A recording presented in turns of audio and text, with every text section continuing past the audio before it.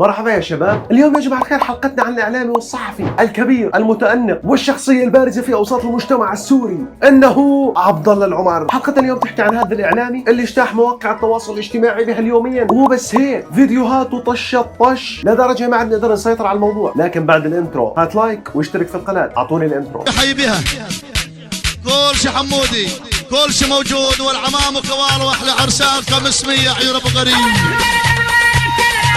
عبد الله العمر يا جماعة الخير هو كان مدير ومسؤول في قناة حلب الفضائية سابقا، ولكن بعد الأزمة الزلمة قرر انه يضل في نفس المجال، بس حب يعمل قناة خاصة له على الفيسبوك. وهي القناة اشتهرت يا جماعة الخير باللايفات اللي كان يفتحها، وكان حاط قدامه أرجيلة كثير كبيرة وجات فواكه 5-6 ميكروفونات قدام بعض، لأنه ميكروفون واحد ما بيوصل صوته، لأنه صوته هو عميق، فحب يوصل صوته من عدة ميكروفونات. لهالدرجة القناة ما نجحت وفشلت والموضوع انضرب. لكن امتى كانت الصدمة الكبرى؟ الصدمة الكبرى يا جماعة الخير بعد ما صار بينه وبين بعض الجماعات خلاف سياسي حول الأوضاع وحاولوا انه يمثلوا. المهم محاولة اغتيالها يا جماعة الخير، حطوا له علبه تي ان تي، بس علبه التي ان تي اللي حطوا له اياها ما اثرت فيه. لاني ليش؟ لانه كميه التي ان تي اللي حطوها مقارنه بحجمه ما بيعملوا شيء. فهم الجماعه اذا بدهم يحطوا له تي ان تي على حجمه مشان يفجروا ويخلصوا منه، ما راح يضل التي ان تي بهالبلد، وبهالحاله هي راح تخلص الحرب ويعم السلام وهيك مشكله. فالمهم علبه التي ان تي ما اثرت فيه. فهذا الزلمه من يوميتها فينا نقول انه تعرض لاغتيال نفسي، فانتقل من منطقه لمنطقه، ومعاه حق، معاه حق، ما بلومه، لانه احنا بلد الحريات، لدرجه ما بتسترجي تحكي على جارك، ممكن يكون جارك مدعوم او فسفوس من الجهتين. فالمهم يا جماعه الخير الزلمه قرر انه يعمل شيء مميز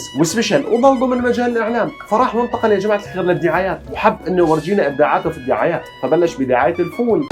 بلا هذا الفول ما بيقدر. انت بتتكلم جد؟ هي الاكله الخاصه باهل حلب، والله ما اعرف غير منك دلوقتي، وخاصه يوم الجمعه. وهون يا جماعة الخير شوفوا الفن والأناقة بالإعلان. مثل ما لاحظتوا الإعلان كتير متقن، الإعلان يعني شفاف، واقعي، منطقي، إعلان وطني، إعلان نبيل. لكن القضية ما توقفت هون، انتقل لإعلان البيض يا جماعة الخير، لدرجة إنه حكى هذا الحكي: بيضاتنا غير يا عمي عيب يا عمي، استغفر الله العظيم يا رب. بيضاتنا بصفارين غير بيضاتكم بصفار واحد.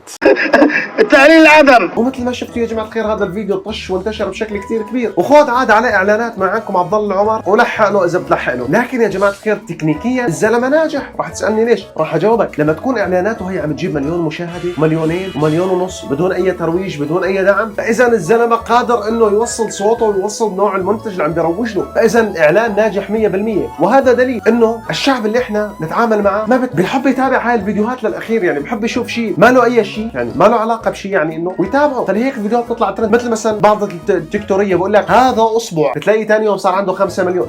نظامي الحكي. وفي جماعه الخير بنفس الوقت في ناس شافت انه الموضوع مسخره، وانه الموضوع زاد عن حده. لا لا لا لا لا لا لا لا لا لا لا لا لا لا لا لا يا جماعه الخير، فعليا هو الرجل ناجح لدرجه فعليا اعلاناته عم توصل لكثير ناس. قيمك على المسخره وقيمك على المزح، لا لا لا، طريقته بالترويج للمنتج طريقه ناجحه، ولو كانت بدائيه ولو كانت بكاميرا، هو قدر يوصل الفكره لمجتمع كامل، لدرجه انا عم بحكي عنه اليوم لاني انا شفت فيديوهاته، شفت اعلانات. بس احنا شعب متسامح خلوق. الياسمين عم يطرطش منه طرطشه بكل ابقاع الارض. كان الياسمين اول شيء عم ينتشر، بعدين الياسمين صار يفحفح فحفحه، هلا الياسمين يا جماعه الخير وصل لمرحله انه عم يطرطش طرطشه، وما عاد لحقنا الله وكيلكم نمسح ونشطف الياسمينات اللي عم تطرطش يسار ويمين. عرفتوا علي يا حبايب القلب شو الفكره؟ طيب بعيدا، هلا تعالوا نحكي بيناتنا وبين بعض عن شغله كثير مهمه بتخصني. يا جماعه الخير انا امبارح صفنت بيني وبين حالي، اكتشفت انه انا الفيديوهات اللي بنزلها على صفحتي ما حدا بشوفها، ما بتطلع ترند، ما بتوصل للناس، اشعارات ما بتوصل لا على الفيسبوك، لا على التيك توك، لا على اليوتيوب، ولا حتى على اللايك. اقسم بالله يا اخوان انا حاسس انه في مؤامره شخصيه تحاك ضدي، واتحداكم روح اي واحد على التيك توك لعندي، خذ اي فيديو من عندي ونزله عندك وشوف شلون بتكفت عليك الافات اللايكات. لكن اذا الفيديو نزل عندي ما حدا بيعبره. وبصراحه انا وصلت اشك اني انا معمول لي سحر اسود ومسحور، وكل هذا الشيء اللي عم بصير معي بالوقت الراهن، لانه انا بزمان وصلتني رساله على الواتساب مكتوب فيها اذا بترسلها 10 اشخاص فتصبح حياتك جحيم، وانا متاكد انه الموضوع كله من وراء هي الرساله. هلا بعيدا عن حظي المسخمط خلونا بعبد الله العمر ولو. فيا جماعه الخير ما حدا يتنمر عليه، ليش تتنمروا عليه؟ الزلمه اقسم بالله انه هيبه شخصيه. بعدين شوفوا لي هالمقطع ايام كان الزلمه بعزه بشبابه، انت بهذيك الايام كنت تسترجي تحت امك بحرف تتنمر عليه؟ شوف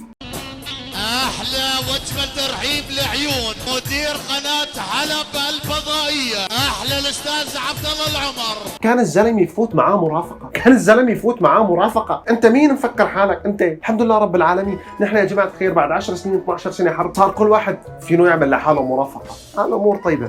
المهم فلا تنمروا عليه، تحب الله يساويك مثله يعني. بس والله العظيم انه زلمه طيب، والله العظيم انه زلمه طيب واعلامي محترم. انتوا شفتوا كم مايك بحط قدامه؟ صراحه ما بعرف ليش بتحط كل هالمايكات قدامك. والله بربك اذا شفت الفيديو جاوبني، ليش بتحط كل هالمايكات قدامك؟ انه شو الفكره من المايكات كلها؟ لمين المايكات هدول كلهم تابعين؟ اشرح لنا. والله صار عندي فضول اعرف انا بحط 4 مايكات و5 مايكات يا زلمه. انا اللي 6 سنين ما عندي غير مايك واحد وخربان وملزقه بلزقه، وكل فتره بيخرب بيسحب الصوت من التليفون. ليش؟ بعت لي شي مايك الله يرضى عليك، بعت لك الادرس، بعت لي مايك.